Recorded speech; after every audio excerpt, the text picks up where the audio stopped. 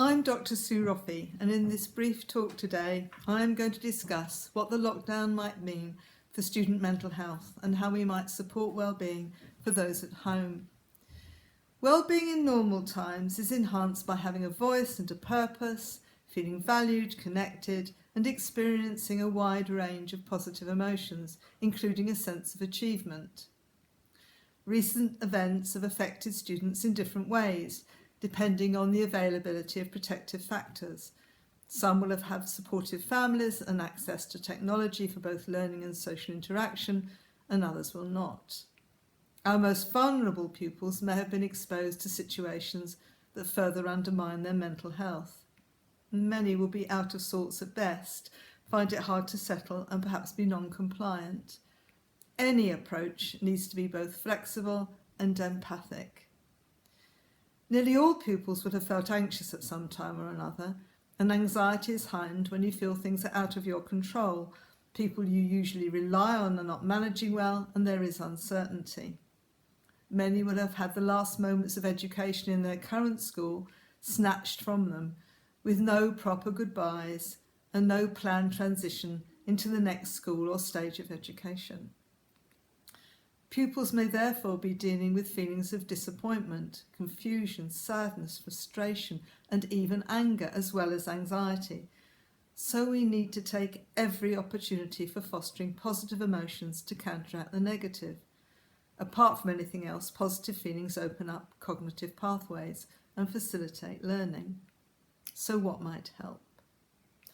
Firstly, we need to ensure pupils have as much control in their lives as possible and that their voice is heard. At the very least, this means asking good questions. Every student at home needs the occasional conversation with a key educator, not just a pack of materials.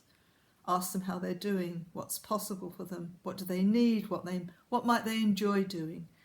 Give pupils options to respond directly or do this in stories, pictures or video. Creativity can be cathartic and also enhance a positive sense of self.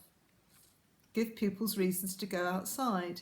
Being in green spaces we know promotes mental health, and this is an opportunity for whole families to connect with nature, exercise and escape the restrictions of four walls. A scavenger hunt or a discovery trail perhaps. A sense of belonging is critical for mental health, and although pupils will not be working in close quarters, they can still share projects, play games and have a laugh together, and teachers can facilitate this online.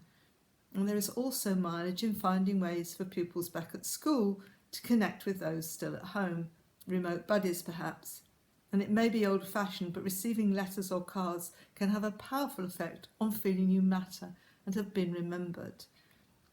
Many students will need personalised learning in small steps. When pupils are working towards personal bests, they are able to focus on their own progress rather than compare themselves with how others are doing or what they're missing. Even small achievements and efforts need to be acknowledged and celebrated.